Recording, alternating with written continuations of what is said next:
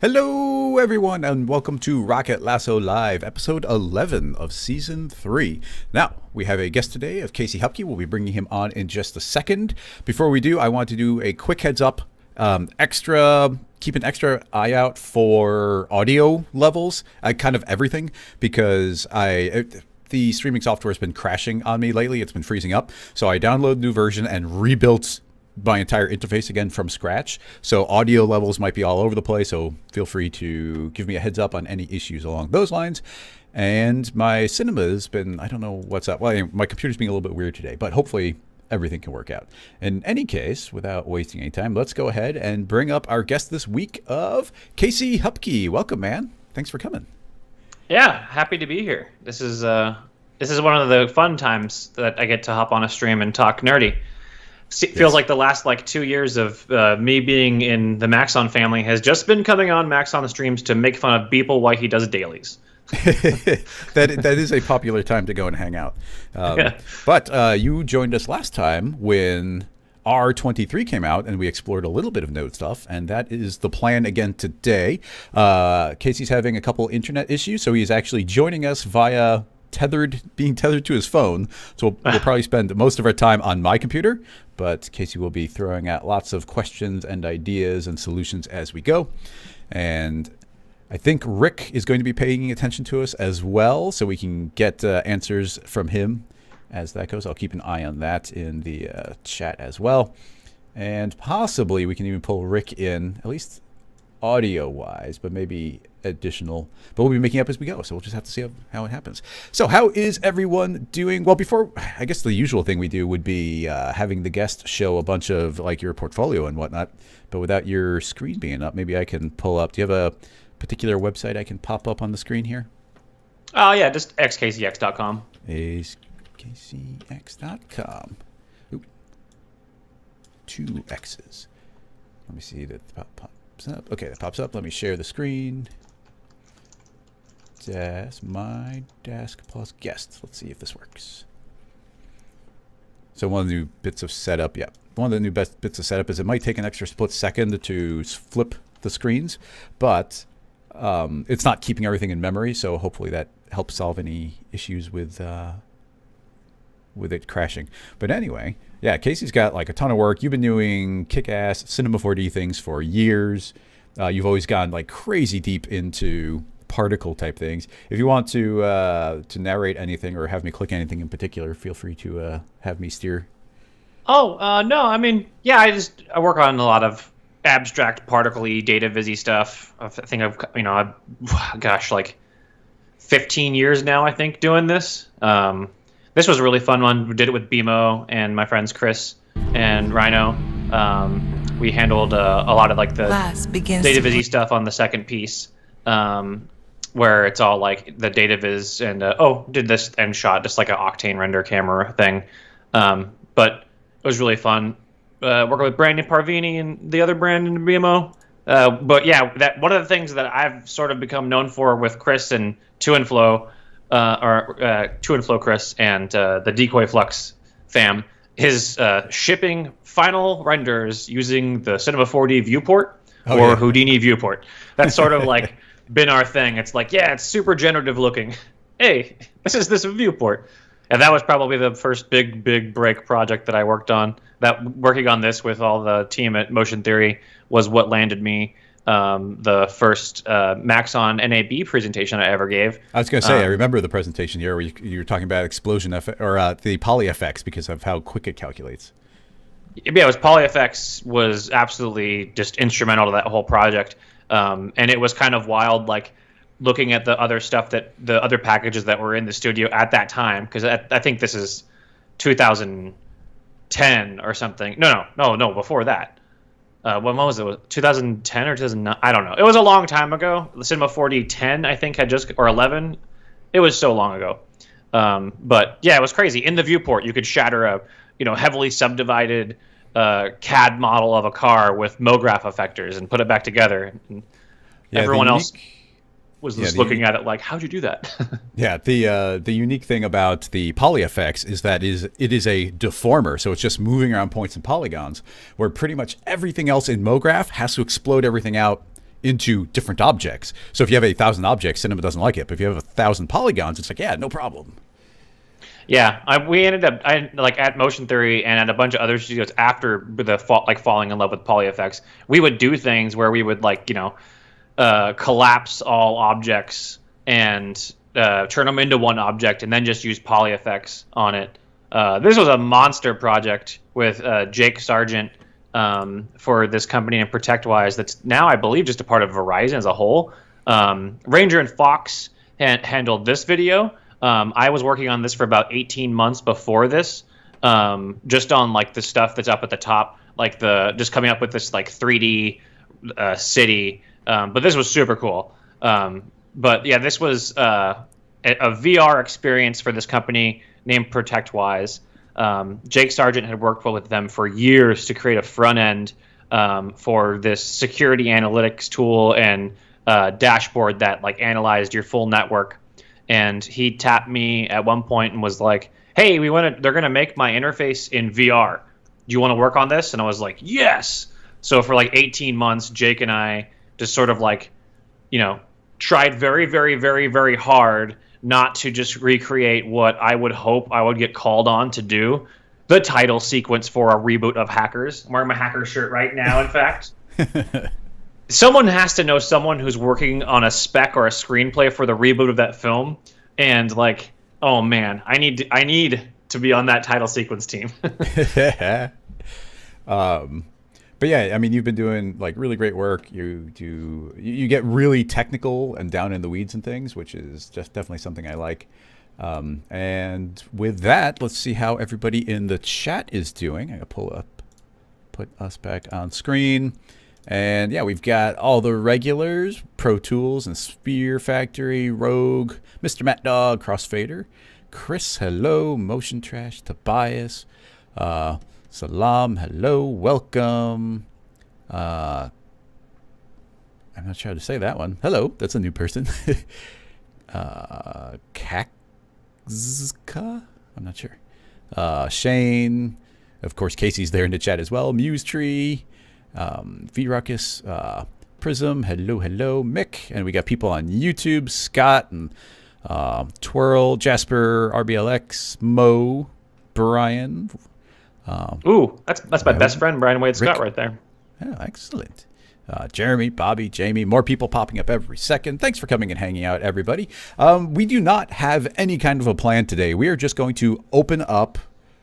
Here we are in S24. We're just going to pop it open and start talking about it. So I guess I'll show my screen immediately.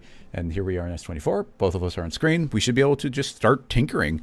So there's a lot of concepts that you and I have not. Well, I mean, when it comes to nodes, it's going to be really, really deep. This is still only the second iteration of this from Maxon. It's important to put this out in front that this is not considered production ready yet, but they've added new features. One of the main ones being the scene manager, and there are new nodes and some new workflows and new tools within it. But we're just going to go and tinker around. So feel free at any point, Casey, to interject and be like, "Oh, what about this? Let's try this. Let's do something crazy." And yeah, start building. I think one of the first thing to point out is that they've done a huge update to it in a lot of the nodes and contexts, like with the different operators that exist. As you're going to see, there's like multiple sort of contexts that are sort of being built around right now. And like with no internal knowledge at all of Maxon, I don't know anything. I have no inside information, but there's, which I think I said a bunch on the last stream too. There's little tells that are in here that show that this is still like technical preview is like a generous term. This is a work in progress for sure. Well, just look at the lack of icons. That's all the exact same icon. Only dual mesh, which I think was made by Rick, has an icon. So those aren't getting built out that way yet. But the scene manager, whew. Yeah. Well, let's give some quick context. First of all, you have to go to your layout nodes to see this general layout. And now there's two main ways of getting to different nodes. One is hitting the letter C, which will pop open the kind of quick command manager, and you can be in nodes or in operators, or the other, and I actually like doing it this way, is opening up the asset browser. And then I had been saying go to nodes, but this will show material nodes and scene nodes, and I just want the scene nodes. So you click on operators and you'll see just things that are relevant to this type of setup. In addition to that, I like changing to list view and shrinking it all the way, so I can you kind of see everything alphabetically, very clean, dominated by text. And it's not like these icons are very informative right now anyway. But like you said, they've started organizing this in a much more intuitive way. Mainly these 4 folders of generators, modifiers, primitives, and selections. And then the very important asset construction, which I'm only starting to wrap my mind around. Then we have the scene manager, which is completely blank right now, but we'll be talking about that for sure. And then a huge one is they added this scene root in here as a floating node, where in the past it had been this big black bar on the side, which just ate up so much of the visual space here. And especially with us live streaming or recording a tutorial, I'm kind of stuck on one monitor here, so we really have to squeeze everything in to see as much as possible. So that's the scene root's a really important thing. In addition to that, you can automatically add as many children to this as you want. It's kind of like this top one. This children is the scene, and then everything else is a series of children. You can see if I select that, I can click add input, and we can just keep adding more children. Can you right click to add those? I also do the attribute manager style like click, but I wasn't sure if there was a easier way to add children. Well, that'd be something I'd love to see, would be the ability to right click here and say add children. And let me try adding a primitive. Like if you just drag a node into it, I wonder if it collides and gives you the option. Let's see, I think we need a primitive. Is that an operator? Yeah, that's an operation. That's the op. So yeah, so that would be a child, and that'll appear in the scene. But could we drag this into nothing? Well, that jumped up to the top, and then, yeah, some weird things just happened there. I'm going to hit undo because I'm not sure what that was. We saw the source code. We have the source. But you now see, as soon as I plug this into the scene, in the scene manager, there is now a cube. So that is one little thing. I guess let me just demo quickly, and once again, interject wherever you want to. Let's just do a quick demo of the scene manager for anyone who hasn't seen it yet, because this is the beginnings of the future of where cinema is going. This scene manager is going to essentially be the replacement of the object manager eventually. That's the idea, yes. I think. And it's actually super cool. And it's as Chris is going through this, like there's going to be things like you notice you dropped your primitive and you immediately get your scene root has the primitive attached to it in the node manager. And everything that we do to this cube inside of here is going to replicate itself in nodes. So you're already you're getting free value out of both. Like there's a way to build in the scene manager and have it reflect in the node manager and vice versa. But the node manager to scene manager is still very confusing to me, and I haven't quite figured out how to do that yet. Yes. Yeah, we were just chatting about that a little bit before the stream. But you'll see as I drag in different geometry primitives that they are appearing here and instantly becoming linked to the scene root. And it looks like it's actually creating, see, we've got our 1 through 7, but if I add another one on here, it actually is automatically creating another one. So that's another instant way of adding more. And then we can select and delete. Another addition is, because we're in this scene manager context, I now have the ability to move it in the viewport, select it in the viewport, and you'll see that the different properties of it appear as we sort of expect in the object manager. Then, yeah, the ability to move or scale or rotate, that we couldn't do that before, but now it is interfacing in the viewport in a very handy way. But let's keep this simple and just create this cube and start talking about the modifier stack. So going into geometry modifier, we can now make changes to this cube or any geometry that we feed in simply by dragging these modifiers directly as a child. So in this case, what's something good to do? I'm gonna hit NB so you can see all the polygons, and I know we could subdivide it here, but let's begin by subdividing the entire thing. So drag in a subdivide, and you'll see it is now subdivided by 1. We could turn on smoothing so that this is actually kind of rounding it out, or just subdividing it flat. But the thing you should notice right away is that the modifier went above the object. Yes. So this is the Write your strangest congressperson now. Yeah, Write your congressperson now. strangest and most unintuitive thing, and I don't know how locked in this is, but I think both Casey and I are of the opinion that unless you want to alienate every single Cinema 4D user, it needs to go the opposite way. People do not read from bottom to top. People read from top to bottom. But you'll see that now that I have subdivided, if I wanted to, I could triangulate, and I actually put that above the subdivide. So first the subdivide happened, and then the triangulate. Now, like I said, this is probably not locked in, but yeah, I think we're both putting our vote in for this being reversed. But we now have a stack of objects, and I'll just throw in a few more modifiers in here. Do another subdivide. We'll have that one round. Then how about, I'll just do an extrude. Why not? It's rounded now. Yeah. Where is extrude?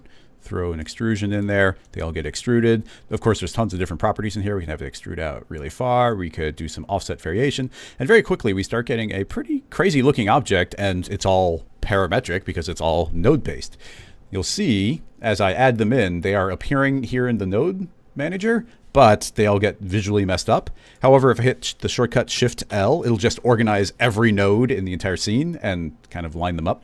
So that can help. You can also just, if you had just a couple messed up, let's say I had these two way out there, I can just hit L and just those two get fixed, which can be very handy. So now we can see the relationships that were built here, and we can rearrange them here. They'll rearrange the way they're connected there. A lot of really interesting combinations of things. So my first thought is, and I don't know how well this will go, but my first thought was if we play with the dual mesh modifier, which is the thing that I think was made by Rick. And what this does is it's a single standalone object, but you see it turned this cube into like this crazy geometry. And I think that we could try and make something like that. And then wrap it up so it would then kind of appear in this list. That is, I think, a good exercise for like, okay, let's build something in the scene manager. Yeah. And then clean up the nodes and then wrap it up in a package to then kind of complete the loop. Yeah. Someone just asked in the YouTube chat, can you select like one vertex or polygon in a view? I think selections are a really cool thing to show in the scene manager too while we're doing that. Because it's very simple, and they're actually, like, in a lot of ways, like, much better. Well, I mean, we can't select. I don't think there's any kind of make editable right now. And so this can't be made editable. And we can go to our different display modes, but it's not really going to be doing anything. Like if I go to select here, you see that this isn't doing anything. But it's all procedural selection right now. I mean, obviously, eventually they'll be able to be made editable. However, let's go back to polygon mode. And yeah, maybe this cube, I'll subdivide it a few times so we can see a little bit of variety there. And going to geometry selection, now we have an entire collection of ways to select things. So an obvious one would be a random selection. Yeah, so there's a random selection interjected. It's got a couple different settings. Change it to polygon mode. And as long as I have the polygon selected, the actual object, the top or the geometry, you'll actually see it represented here in the viewport. You can actually see the random selection that's been created. So if we were to, let's do the random selection, selecting that, I can lower the percentage down. I would love to, maybe there's a way of doing it, but I'd love to lock it in. Or here's what I really want. We've got the stack, but as I select the random selection, I can't see what's selected anymore because I'm no longer on the object. I'd love for anything in the stack to act as if you had the cube selected as far as the viewport is concerned. That would be really great. But I have a very small percentage selection. As you see, there's just a couple. But now, and let me show you another neat thing, I could grab the expand selection and drag it over. But if I hold down Control, I can create a duplicate of this. And this is a selection. It's a geometry selection. That's like a type of node, which means the selection operator, I copy this random selection, but I can change any selection type to any other selection type. And this is where we should be able to make more of these. But in this case, I could say, actually, this random selection should really be an expand selection. And now it is changed to be an expand selection. It's expanding the polygons by 1, meaning my smaller selection has now grown and it's selected the polygons around it. Yeah. Really cool if you want to do like a growing selection or like a pseudo fake infection thing. there is technically, like, at the core level, how I would describe this is effectively there is one selection object, and these are all presets that have been created. That's kind of how I was thinking about it. I still want a plain selection. A plain selection. Oh yeah, like the empty one. Well, what I want is a select all. We do not have a select all right now. So via kind of these node operators. Yeah, that's what I mean for a plain selection. Just plain, zero or all. Yeah, zero all invert. Now, I mean, even along those lines, it can be interesting if I were to delete those. I think if I put in an invert selection right in the beginning and select it, you see it's all selected because we had nothing selected. By inverting it now, I have everything, but it's not the same. There's a bunch of workarounds for doing it, but but anyway, let me hit undo and bring back those two. Okay, it looks like I might have killed the undo state. That's fine. I'll just bring the random selection back in and the expand selection. The bookmarks are really cool too. Like yeah, being able to show. Oh, okay. No, but yeah, it's a good point. I definitely don't want to miss that because we've got these. Well, let's put in just as a way of making it very visual. I will subdivide this now. Actually, I'm going to subdivide it first. So it subdivides everything, smooth it out, so now everything gets rounded a bit, and then we get these selections happening. And then after that's happened, let's say then we want another extrusion to happen. So right now this is happening based on these settings. So we could we could collapse the stack down. So now we just see the cube, and the cube obviously has a bunch of additional properties down here. And we'd have to twirl it down, move inside, grab the different objects to change their individual settings.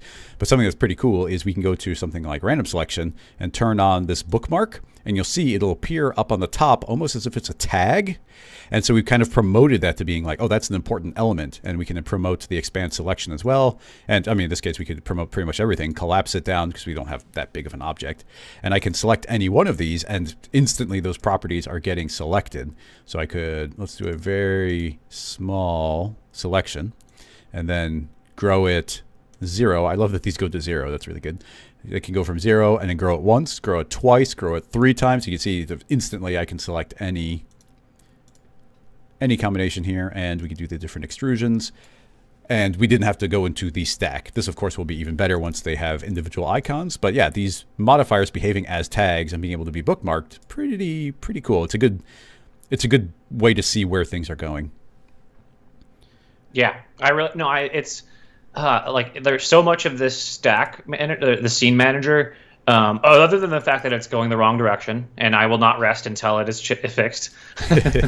like you could if it stays going like this, I'm just gonna wear shirts that are written completely upside down to any presentation I ever do going forward. I'm gonna start my presentation from back to front. Yeah. So here we are at the final result, and now let's go to the process before it. But this is like the kind of stuff that used to make me like sort of valuable on teams. Is, people, I would make things in MoGraph, and they would have these ridiculous espresso setups inside of them, and then everyone would be like, well, no one can touch that file now. There's only like you and 3 other people here that know all that espresso. And so then I would make an espresso tag and create user data and interfaces and sliders that look just like those tags look now, that you can create with quick little one-shot histories. And I remember like Vegas in 2012, like talking to Rick at Whiskey Downs, talking about nodes and Espresso 2 and like the future. And it's so cool that it's actually here. Yeah. Oh, Espresso 2. But yeah, it's really exciting where it's going, but I guess we're still going to harp on it. But basic things like the direction here are like, well, okay, everybody will acknowledge that that's the way it is. But look, it's really cool to be able to promote things up into the controls. Like, I guess the small counterpoint to put there, or additional point, is we've also got this cancel one. We can say, hey, don't just turn this aspect off of it. So that is the, what's the word? I'm blanking. What would the name of this little button be? Not solo, but disable. Just disable, I suppose. Maybe there's an official Cancel? term, but yeah. And I think these are bookmarks. Yeah, these are bookmarks, and this would be disable checkboxes. But I love how easy it is to make those little, that setup right there is so simplified in the scene manager. Like, sure, you could do the same exact thing in R20, like with the poly extrude or with a extrude generator and I'm blanking on the MoGraph extrude. Mo extrude, right? Mo extrude. Yeah. Yeah, Mo extrude with the shader effector or a field and get the object and everything too. And you'd be on the road to getting there really quick, but you'd have like 5 different menus to jump around through to control the different noises, and the UX of it isn't as compact as this, which I think is very cool. It's familiar, and it made things like somehow even more Maxon-y and speedy. Like your time to first image, like which everyone loves in render world. That's why we all swapped over to GPU land. Is so quick with the base level creation that you're going for. It's very fun. Yep. Somebody, Chop in the chat, is mentioning, and I totally agree, that there's a difference between dragging one of these nodes from into the scene manager and dragging it into the nodes directly. And I'm not sure if this is just something that didn't get addressed yet, or if this is an intentional decision. But you see, as I put this extrude in here, that the extrude here is shown as a modeling operation. And check out that we are feeding in the operation stream and outputting the operation stream. But if I grab an extrude and instead of dragging it into the scene manager, I drag it here into the nodes, you'll see that this is a completely different type. It is no longer a modeling operation. It's more like the raw geometry function now. And this now wants to be fed geometry and output geometry. So there's a difference between those two. And I mean, there's good reasons to do either. I would love the ability to like hold down a modifier key or something to like bring this in as an operation. So I'm trying right now because maybe I could do it and I just don't know. No, I just tried it and none of them are. But it'd be great to drag it in as a modeling op instead. I wonder if we can say let's convert to assets, but we can't explode it as an asset. Yeah, I would love to know, because just when we were going through this and you showed it has to be an op linked to go to this, it totally destroys the scene manager. Yeah. Like it becomes there must be a node that we're missing in the process that allows it to interject itself into the scene manager correctly. Yes, agreed. Let me see if I just want to see this as a Dual Mesh 2? There's a sequel. This is something I made. Oh, okay. And I want to see. Yeah, okay. So I was able to I made a modeling operation, and now you see it is able to, I didn't give an icon, but it is able to get put into the scene manager as a modeling operation. So one of the goals today is to make one of these. And essentially, I went and I took the dual mesh concept, and I was trying to, and you see I promoted a bunch of different settings in here where I can, I don't even remember. There's a lot of different controls in here, and I don't know that it's all properly set up. And some of these are really going to slow it down. Excuse me. It's not doing everything I want to, but yeah, we're going to try and make something along those lines. And let's see, modifier, dual mesh. I don't know. Can we go inside of it? I think you can. Can't you just? Yeah, edit asset. So here's the dual mesh. Well, here's the thing: is if we drag an extrude in, actually no. Well, that's a dual mesh modifier. If we drag this extrude in, here's an extrude, and you'll see if I go to assets, there is no edit asset. If I drag the extrude in like this and I say asset, there is no edit asset. But this is something that was packaged up as if a user could package it up. So if I select that, there is an edit asset. And going inside of there, we can now see everything that made that up. Which, it can be intimidating visually, but we could start building something like this and have a significant simplification. And where is, or maybe it's inside of it. Yeah, this is where I'm going to get a little bit lost, though. So we'll see what we can do. Do we want to start moving that direction now, or is there something else to interject before we move on to something like that and possibly hit a hard dead end? No, I think we can go over to that. Maurice is asking if there's some sort of time node. I'm pretty sure there's got to be. Yeah, there's a time node right there. So this is just, it's outputting the scene time, the system time, the FPS, the current frame. Yeah. So you could use this to drive anything. And let's just plug it in. Why not? So here's the parameters of this single extrude. And if I were to take the frame and put it into, let's see, I think I can just drag this in, and now here's the additional parameters. So there's inset, I think parameter offset is the one. So let's try hitting play, and there we go. There's time driving that parameter. So yeah, just like Espresso. And you can do that even on the selection as well. Like if you use like the selection and had the, like how you had it before where you were adding on to the selection, you can have frame time increase into that. Yeah, I don't know that the undos are all working 100% because I don't think I'm going to be, oh, I was able to get back this time. So yeah, let's hit C. There's the time node still searched for. We've got the random selection. Rick showed up. Hello, Rick. Yeah, let's see when we plug this timeline in there. I don't know if you overheard what we were just asking about, Rick, but we noticed there's not parity in extrude as it drug into the node graph and the extrude drug into the scene manager. Like one of them is a modeling operator and the other one is one that you have to sort of create into a modeling operator. And we're unsure of how you go along making your own version of that. Yeah. Well, essentially, how would we go about taking this extrude, which is dragged directly over? How would we put it in the modeling operation wrapper? Now, I don't know for sure, but if we do go to asset construction, see, I don't think it's the geometry operator. And I mean, I think I have gone over this with Rick before as well, but I just don't know what the direct setting is. We need to add that convenience insertion in node graph. Yeah, and there's a lot of things that are in progress. Yeah. So maybe, see, convert to asset, but it's an operator group. That's a modeling op. How do we make I mean, is a geometry operation get defined as a modeling operation? I don't know. You have to create a modeling op node instead. Like you can't, he said. You can't directly.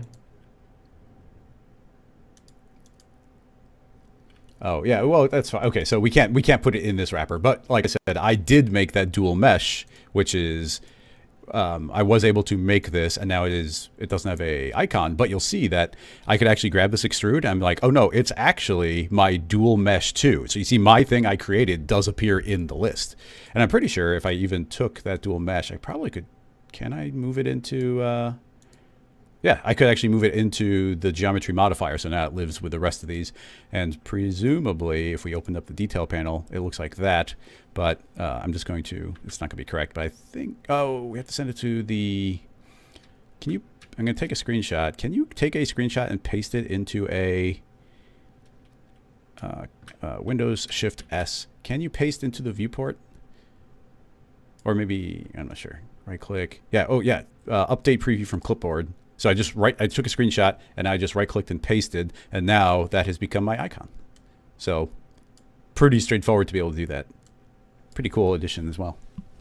Yeah.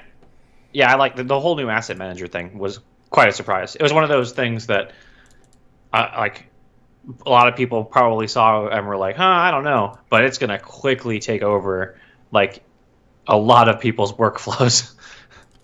Yeah. Let's see.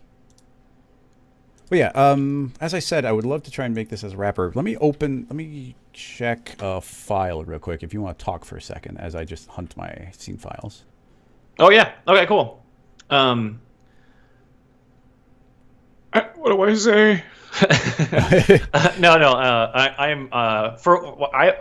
I'm super excited about this release cadence that's been going on and the way that the S's have been going into the R's. I know some people, I know that's a super hot take. Like the name change doesn't bother me at all. And I'm actually pretty stoked that there's sort of like this advanced state of development occurring, even if it's only perceived advanced. And there's like features in this window and features in this window. And I like that twice a year I can kind of count on getting some new toys to play with. It's very cool because I mean remember when there was a time where for a year all we really got were new bevels. There were lighter releases and fancier ones.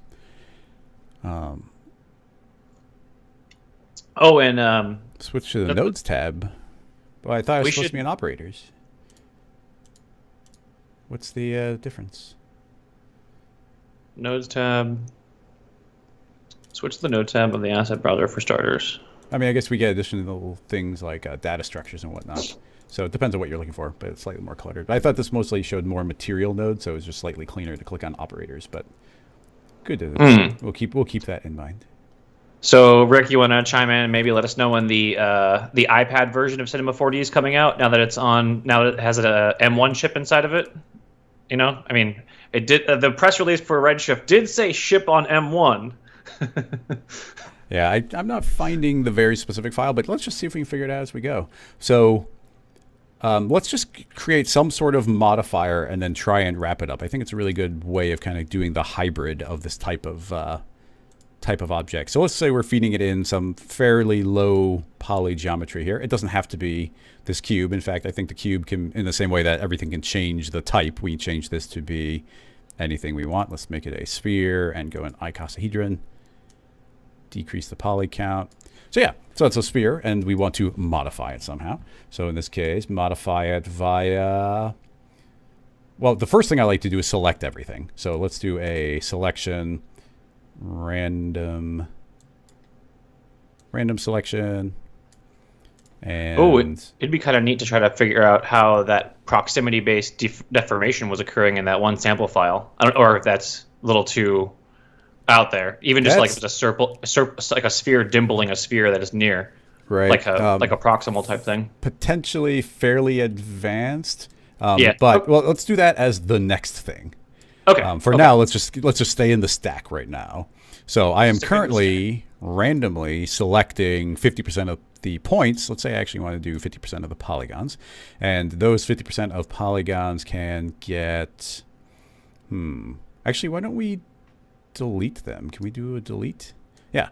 So I'll delete those. So half the polygons have gotten deleted, and now that they're half deleted, I could say I want to select everything. So I'll copy my random selection to do 100% selection.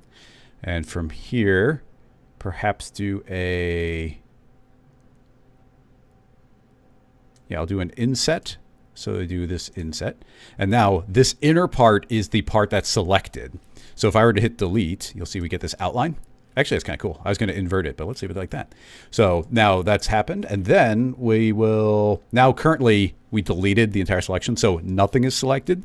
But it's important right now, at least, to remember that in cinema, even in older cinema, if you do an effect and everything's selected, it applies to everything. But if nothing is selected, it also applies to everything. It's only when things are partially selected that it only happens on that selection. So with nothing selected, I could just say, hey, I want a solidify, and I really like this as a modifier because it's essentially an extrude, but it caps it, which is just something that we could have been using for a long time. So we'll really just do helps for 3D printing. Yeah, that's true. It's just a really nice volume. I mean, well, for how many years have we all been using the cloth NURBS as a way of putting procedural thickness on things? But now there's an actual solidify. Yeah. So now you see, just with a couple of different modifiers, we now have this entire setup. So let's say that becomes something I want to package up as a something that executes by itself. This is where, well, let's see. I'm probably going to do it wrong. I'm waiting for Rick to yell at us, but that's fine. I'm going to right click, and we could say group nodes, but I don't think we want to group. And we could say asset, convert to asset. But first we group something, but I'm pretty sure it needs to be fed. I thought it had to be fed into an asset construction. But maybe not. I don't know.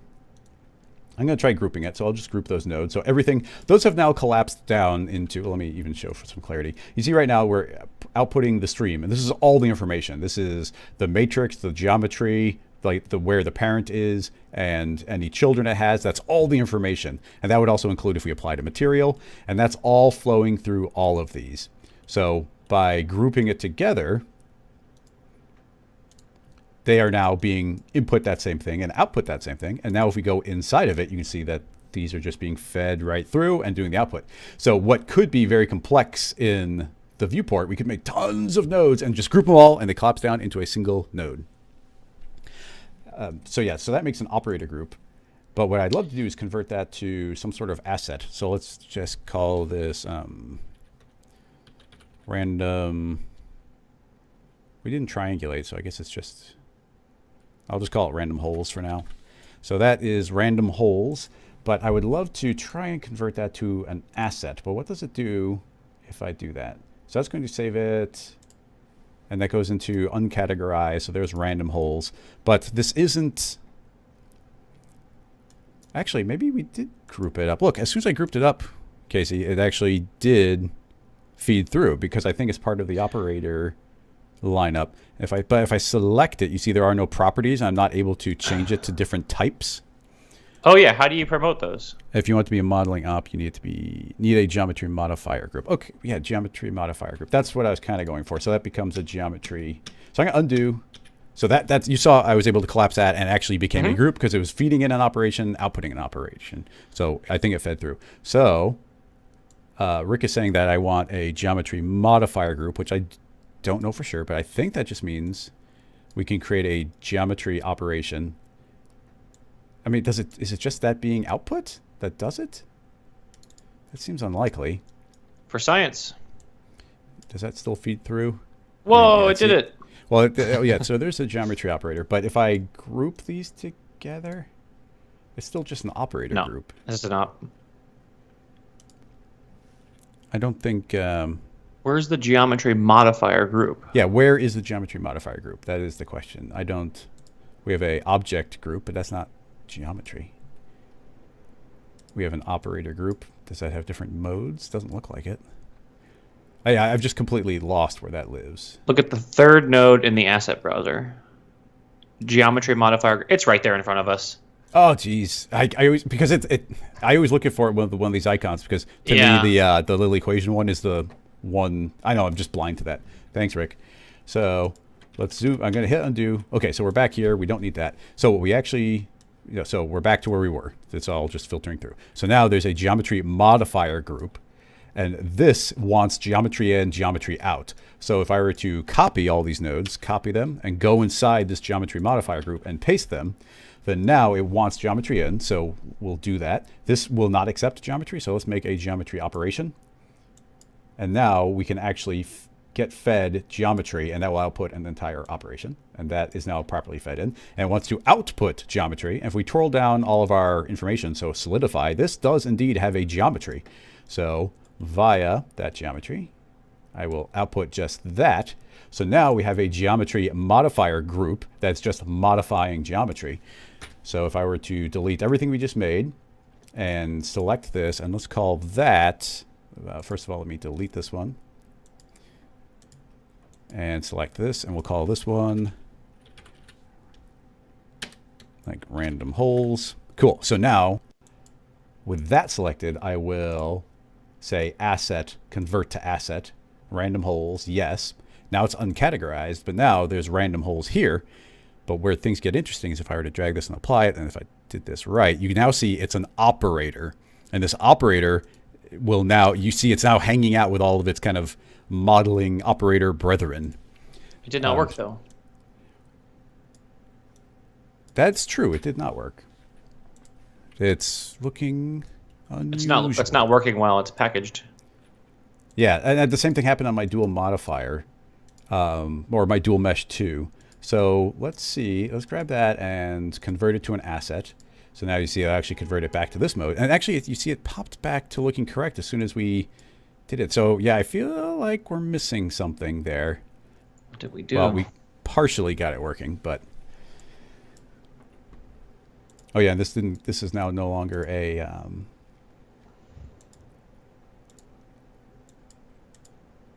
Oh, it's super weird. Inside here is a... It did turn into a modeling operation. With that selected, can I don't want to convert. I want it to be... Looks like that's kind of locked away. How do I explode it into just its original components? Because that did turn into a modeling op because we dragged it in there. If I were to drag it in, you see it looks like this. Can we edit? Yeah, okay, now I've got inside of it. But what am I missing to make that actually output properly? Rick says technically you'd want to use the non-op/geometry in-out versions of the modeling nodes inside the modifier. Oh, yeah, well, But would that be what's breaking it? I mean, it's fine. This is a pretty simple setup, so we can attempt to do it. And I'd love to promote some of these parameters so that people can kind of see the whole workflow. But remember, we were talking about how they're very different if you drag it in here or if you drag it in there. So if we were to do this again, so we start out with a selection. So let's go to our so we can't random start... selection. Yeah, and then we do our delete. Technical preview, people. We're getting there. Yeah, we're working on it. We're learning things.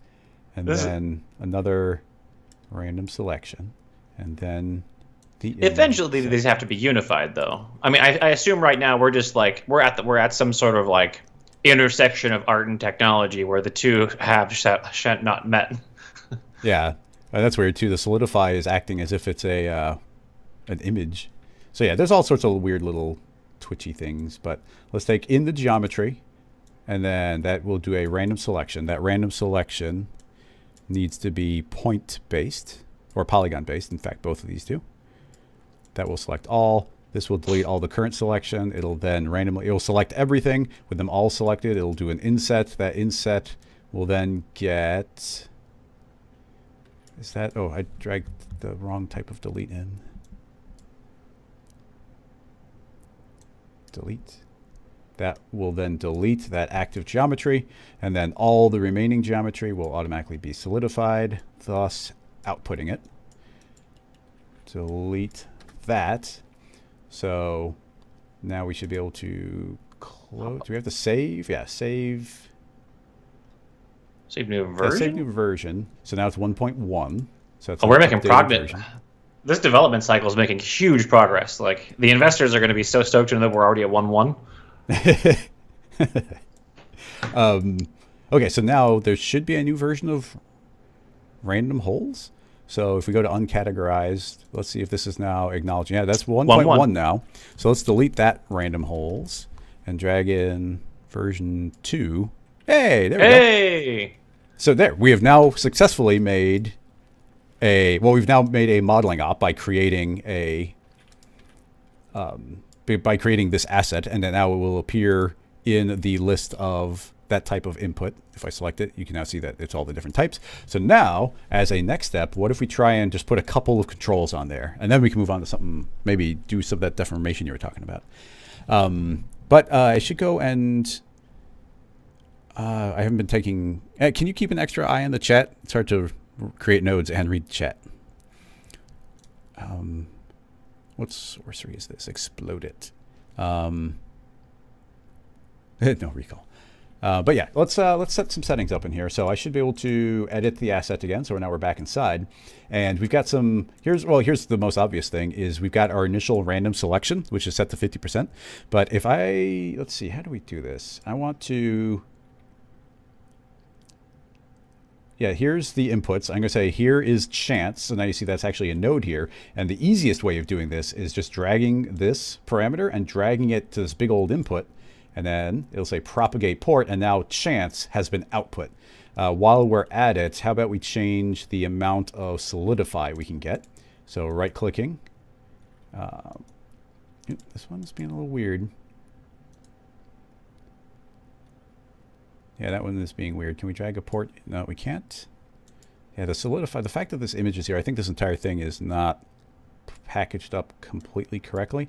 But, well, I don't want to make one from scratch. That's dangerous. Because you can just make new inputs. But here's definitely some place that cinema, or where some simplification can be added. Because if we say edit port, we end up in this interface, which is a lot of overwhelming information. Like, we've got all these different tabs of information, and especially where it's things like here's general, but string is actually the name of it. So this would be thickness, and then under, let's see, yeah, done under data type, I could say it's a float, and then here's the unit. I want it to be meters. The value, we could put limiting values on there. Let's not worry about that. And UI, I'm not sure. Okay, those are different UI elements. I don't even know if this will work, but let's just say we've done a simpler version of that. So hopefully that is thickness that we can then drag in here. Maybe because there's only one parameter, that input is that amount, because you see the input just disappeared. So Yeah. maybe there's still a bug in that. But so now we've got those two controls in theory. So let's save that as a new version. And selecting that. Yeah, now look, now we have two inputs. And if I select that, there are now two controls. So that's been saved as a new version. I wonder if we can update this. So this is... I don't see Random it. holes. Oh, Where'd there, it go? random holes. Yeah, so did that jump it up to the asset version latest? So it's always presumably going to the updated version. Ooh, you can roll back? Oh, yeah. You can, I'm pretty sure at any point you can go to versions. Yeah, I can select any one of these and go to the older version. Oh, but it wasn't in the asset version dropdown. It doesn't look like it's in the dropdown. I'm not sure. That would be amazing. Yeah. Hopefully that does happen because that from a toolmaker aspect, from like a technical director role, working on a team with people, like if you push out an update like that in the asset browser, and you're like, oh, okay, check out Chris random holes 1.3 that has the feature you'll need for that. Don't upgrade all shots to 1.3 though. Keep on 1.2. It's working. That 1.3 patch is just for Casey's weird technical difficulty. Yeah.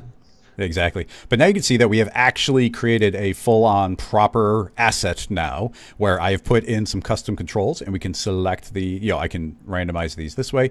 We can change the thickness, and it's a full-blown asset. It's got I'm not going to put any materials in here, but let's take a screenshot of that. Right-click on the image and paste it from clipboard, so at least it's got a thumbnail. I can drag this into the modifiers, and now I've got the random hole generator, meaning we could start a completely brand new scene. I should be able to drag this into the stack. It's now getting modified. It plugged in. It's a modeling op. So we've kind of done from scratch, made an asset that can live just like any other. Yeah. So. Oh man, it's so fun. It's like, and now also like. That was running like crazy fast. Like make that sphere super chunky, like just to show that like you'll be able to scrub that bar. Like even if you give it, like give it like hundreds of segments, and then I don't know that modeling operations are that fast, but let's check it up. So and then yeah, it's not I'm getting not the craziest frame rate, but it's pretty dang good. Yeah. And set the thickness. So yeah, you can see, and then we could at any given point go and modify, add extra settings in, go back into the original.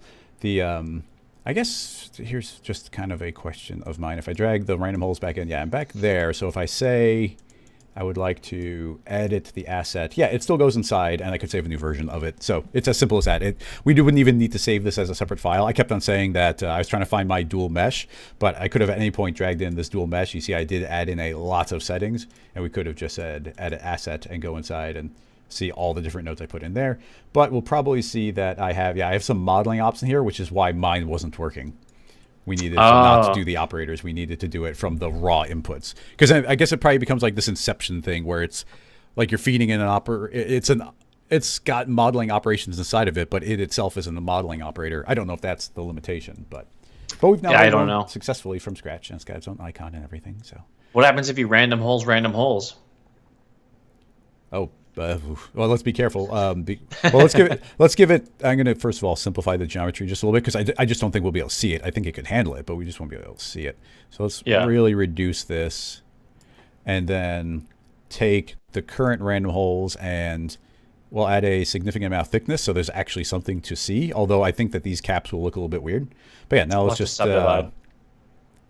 add in a second random hole. Yeah, so it's going to be randomly deselecting some of them, and also this is I would expect this type of thing to happen. If you subdivided it first, it probably would be a little better. Could be, and we can of course just interject that in here. Yeah, see this is where it would kind of be like why the version numbers would go up, because you'd be like, oh cool, can you just do a version where I have a subdivision control at the end of the stack or before in the front of the stack? Yeah, like exactly. Front sub, post sub. Yep, and yeah, you just keep on modifying and adding and changes. So yeah, building little local tools for a like given studio or a project you're working on. That's going to be huge. And that thing's actually cool. Like that's actually some like decent like space junk greeble. Like I could see myself like making stuff like that. Like just like I just need something that's kind of just like chonky and like wraps around the spline and is like a background thing. And then, my big thing is usually I'll delete all the polys and leave only the points. And then, shrink that width on like a spline wrap or something. Yeah. And then boom, you have all kinds of just like abstractly grid pointed dots that you can render different colors and have them travel through your scene as like a data stream. This has been my Rocket Lasso How to Make Data Viz free premium tutorial. I think one of the main problems for these exploding things is we're just doing these. We're doing insets on very tiny bits of geometry. So as a just as a one step to possibly solve that is if I say edit asset, let's go and promote that one setting, which is. And I hope that there's a script. Is there a Python node or any form of scripting node that can like take a value and clamp it based on like a threshold? Like, because obviously here, like programmatically, you could script out like those jaggies never happening. Like if you saw that happening and you're writing a plugin for this, you'd just go through and be like, oh well, if the distance between nearest neighbor is blank, then never go past X.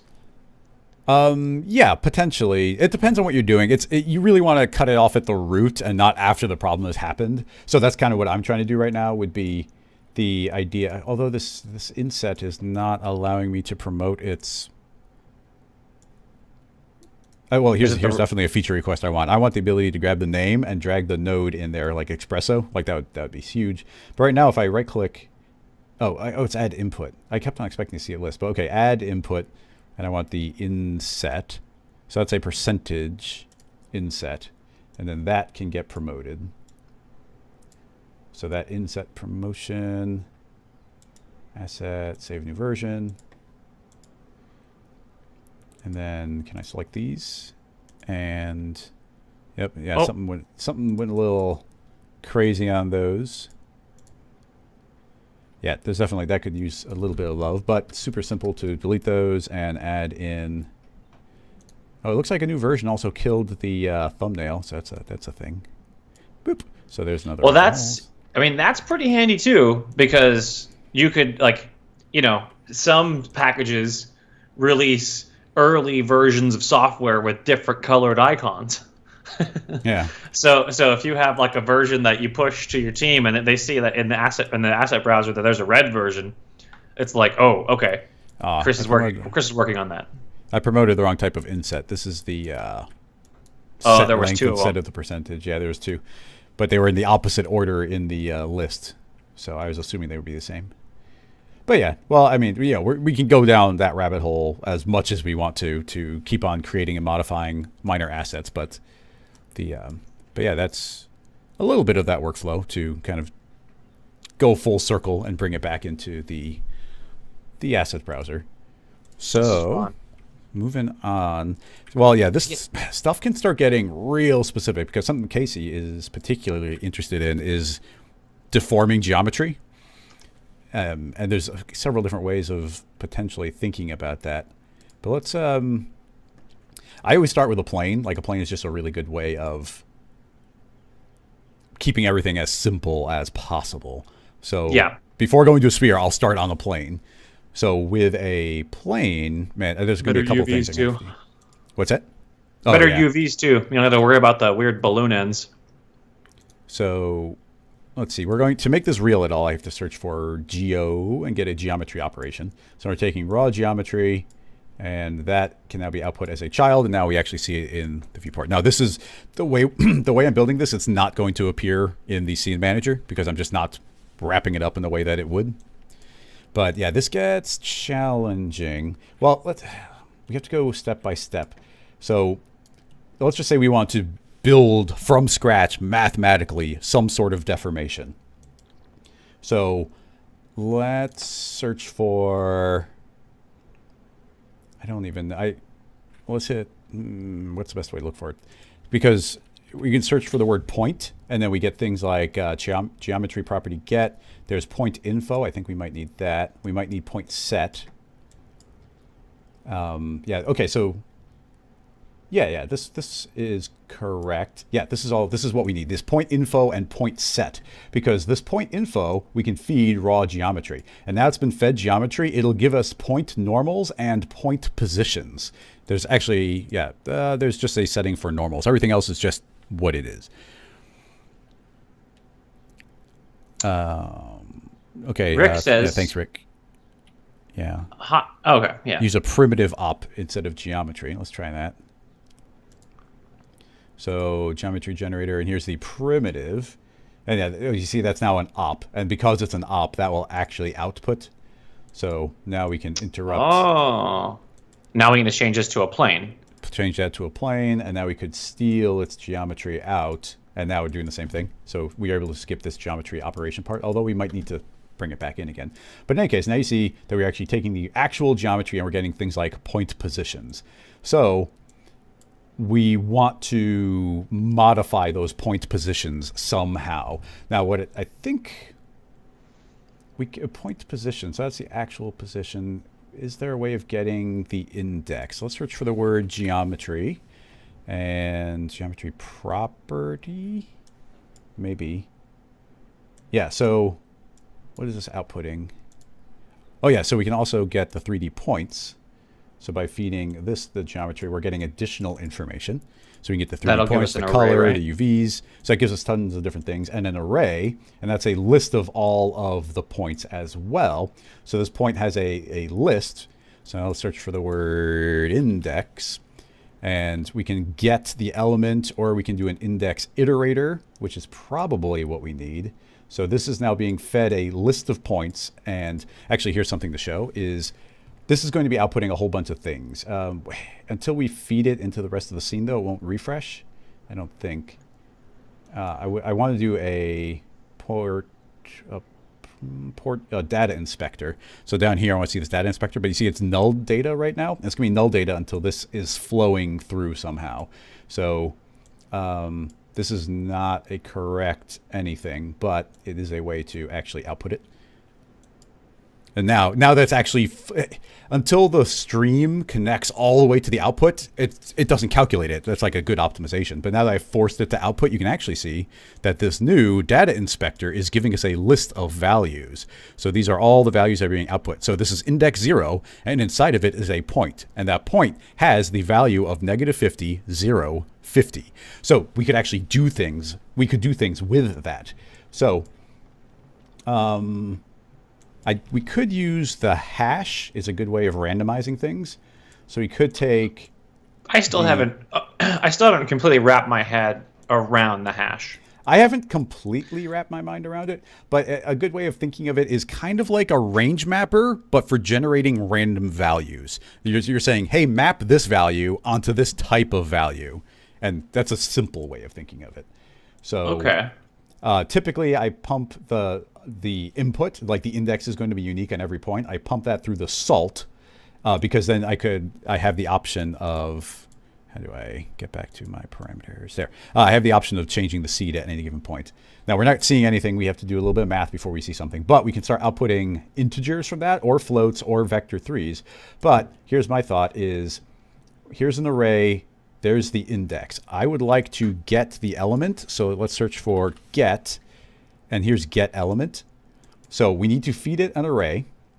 And then I'm going to say, okay, that's the array. It's a list of points.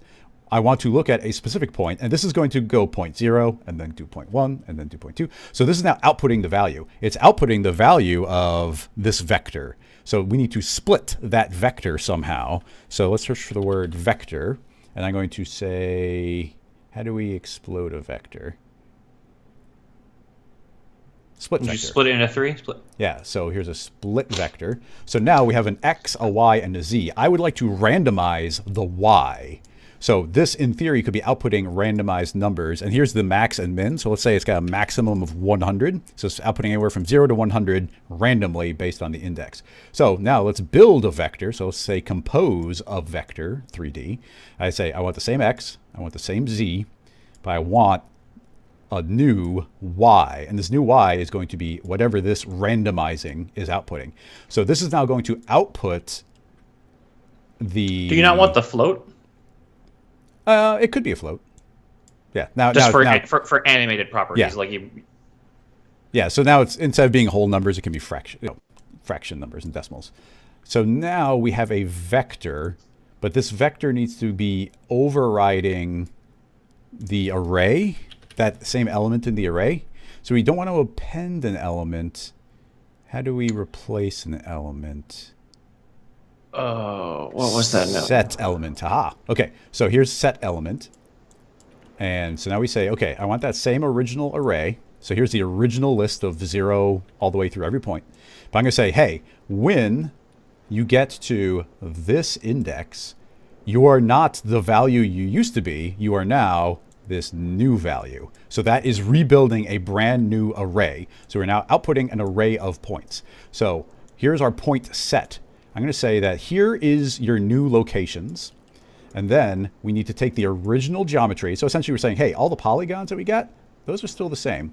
But then the points are getting changed, and that this point set is being fed into a geometry operation, and that is getting output into the scene.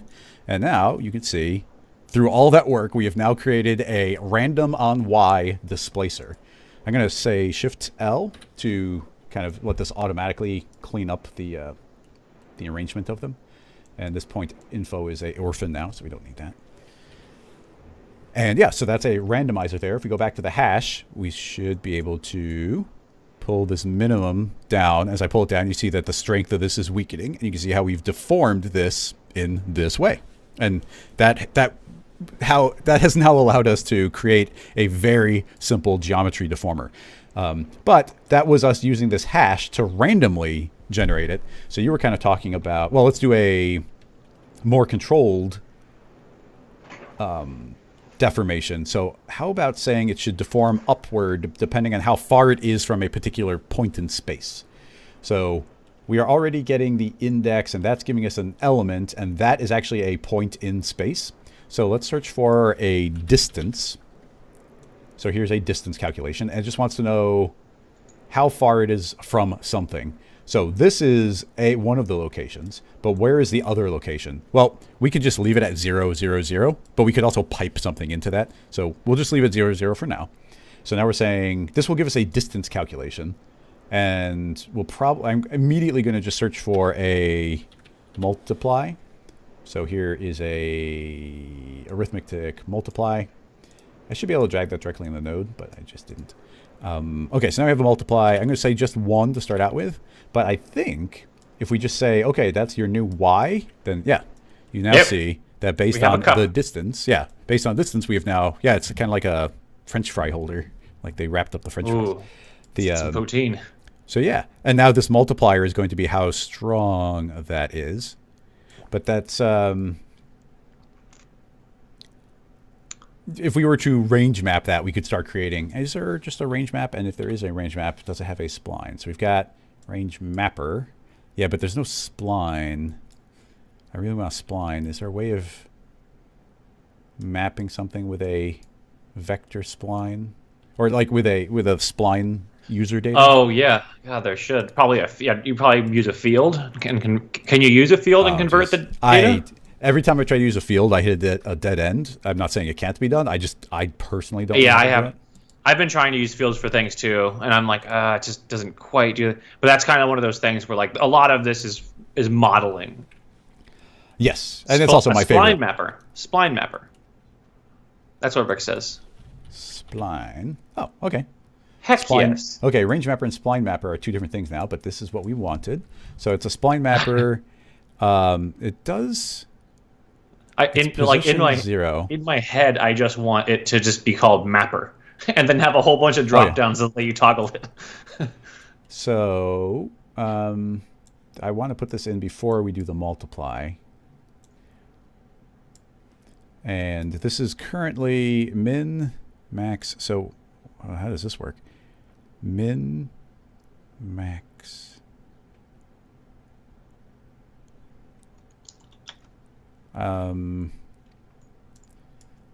Yeah, I'm a little stumped because what values do we want this to say? I'm going to say, oh, that's the position of it. Tension. Yeah, those are just spline parameters, but where's the... That's a distance. So this is just a float getting output. Yeah, spline mapper.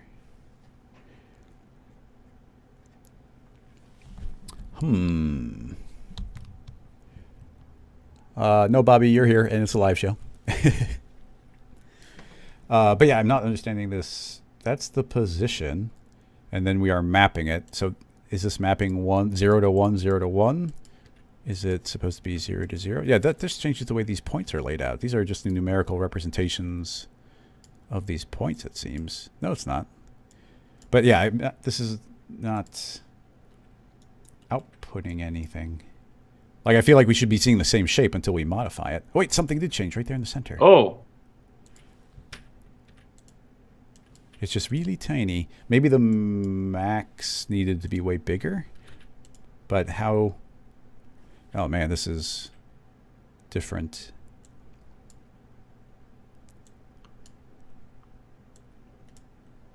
Details. Yeah, so those are just the points. But I actually increased the max. This is not a parameter we used to have. But look, I was actually able to make the range mapper go beyond 1. So that's kind of a new concept. Oh, no. But I don't know. Oh, it's doing something. I know it's doing something. Let's multiply it by 10. There we go. It's sort of doing a thing. Now we're creating a black hole. But the distance must be huge. That doesn't... I don't think that's doing anything when you make the max that big. Well, it does once I move this to go meet it, but that's the part that's throwing me off. I mean, really should probably be mapping this from 0 to 1, the distance, so that... You can on position X down in the manager, you can just change it. See where it says 33.565? If you move down on the mouse, just change that to the number you want it to be. 100%. Yeah. And it'll move the point there for you. Yeah, and we just need some sort of maximum distance. But yeah, we should probably be working on this. Well, I guess 100. No, 100 is literally 100, but we're now not that large. But yeah, the point being, it's a little. This is not. Well, it's not instantly intuitive to me. And now I'm not able to. Yeah, this window doesn't seem stretchable, so you have to like zoom around inside it. But anyway, the point being is I should be able to remap things like this, and we should be able to get there. Now we're finally getting the kind of hill that I was originally looking for. We could probably do this in a much cleaner way, but yeah, now we have a fall off, and that's based on the distance to this position. But I could move this position anywhere. So, and keep in mind, we just did the math to make this happen. So this isn't really cinema giving us anything for free. It's almost like we just built a proximal, but for geometry. And we're saying, oh, deform upward. Yep. And so we built it with the ability to do anything along the chain that we want to do to it. It's not like, it's not a, quote unquote black box. Like you're completely open-ended to do whatever you want in this. Yeah, we could mix in some of the hash values. We could, some sort of mix or blend of those. I wonder, could I create a null, a regular cinema null in the object manager? And then could we bring this in, and can I get its position? So there's a local matrix.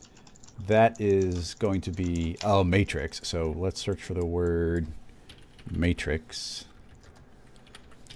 and decompose the matrix.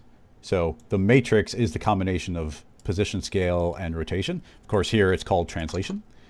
So let's grab the translation, which is position, and say that's the position. So now, yes, look, I've now linked it to a null. So I now have control over this in the viewport. Now, I don't know how to make that be on multiple objects, but I am considering this was completely unplanned and we didn't know we were going. I'm happy I was able to make this happen. But there's a lot of details. How do you link it to multiple objects? Well, see, that's where I'm confused, because that's like, yeah, I'm feeding it in once, but this distance, you can't feed in a vector. I'm sorry, you can't feed in an array of vectors, like an array of positions, I don't think. So, well, I mean, let's see. That should be simple enough. Let's make an array. And there's append elements, potentially fill array. So I think this is just an array. And currently, let's set it to a data type of being a vector. And feed an array into the distances. Oh, well, Rick, it seems like Rick is saying what I'm attempting to do is going to work, but we'll find out. So we shall find out. This is the value. Oh, maybe fill array isn't what I want. How do I create an array from scratch? Sort, truncate.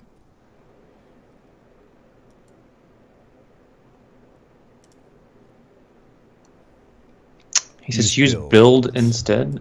Okay, yeah. So here we should be able to set this to a vector. And now we've got 4 elements. I just want 2, so we'll just delete 2 of those, add 1. So this can be -50. And this one will be +50. And everything else is zeroed out. So that should just be an array of 2 elements. And let's feed that in. See? Yeah, I only did 1 of them. He yelled build. Data type, maybe, is what he means. This is build. It's a vector. It's build vector. This distance is also a vector. Yeah, that should... Yeah, so... Do you need to give it... Well, and you have 2 elements. Yeah. Why is it doesn't see the other one, though? It's not... Yeah, it's only seeing 1. So, like, to me, this isn't seeing the array. It's only seeing a single value. Now, that doesn't mean that there's not a different way of building these, because this distance is kind of outside of this iteration. No, it's not. I mean, it's being fed the vector. But it's like we need to do it twice. I mean, yeah, and I wouldn't want to...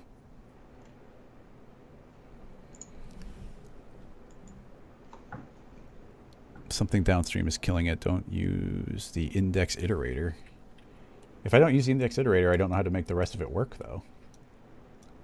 If I delete that, everything breaks. Yeah, there's probably, I'm going to say, there's going to be a way to do it, and we have to rebuild things in a slightly different way. I don't know what that way is. And I think it's going to be too tricky to do it step by step by step.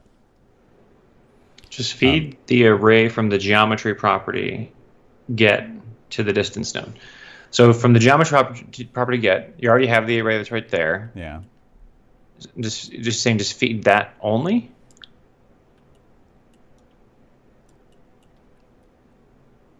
Yeah. So we might not have needed to get the direct one, and then we're multiplying, and then we're composing the vector, but that's still from that. But we should split the vector from there. Ooh, didn't like that. Oh, we made a crazy line of some sort. That's weird.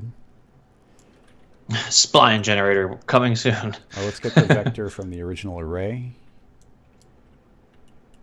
We're composing the vector, setting the element. Yeah, it's still just seeing the 1. I mean, we were just able to eliminate a couple nodes. So that's nice. We still have this iterator. Let's get rid of that. But yeah, now the set element doesn't work. So feed your multiplier right into the point set. Oh, that makes sense, maybe. Oh. What's happening?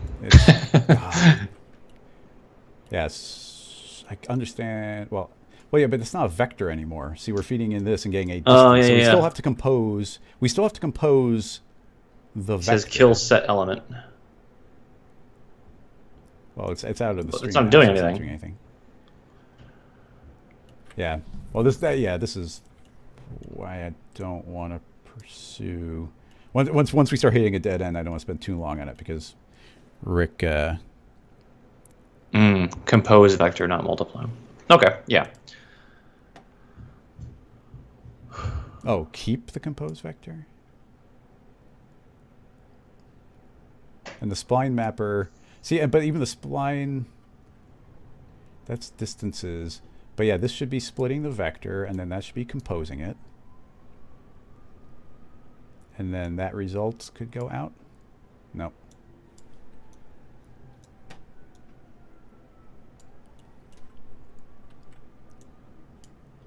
Because we still need to compose the vector from this array, so that splits it. We build the y, because all we care about here is building the y value, which gets multiplied by 1. We compose the vector. Set element's not doing anything, but yeah, then we output this, and it should work, but... So where the geometry is gone. There's not even anything in the data manager. Oh, you have it small. Yeah, it's down here.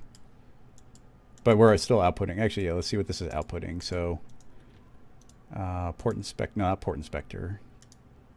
Let's do a data inspector, and it's saying null, so that's currently outputting nothing. Well, let's backtrack and see where it breaks. So here's a multiply. Let's see what that's doing. That's also a null data. That's fine. Data inspector. Yeah, all these are saying null.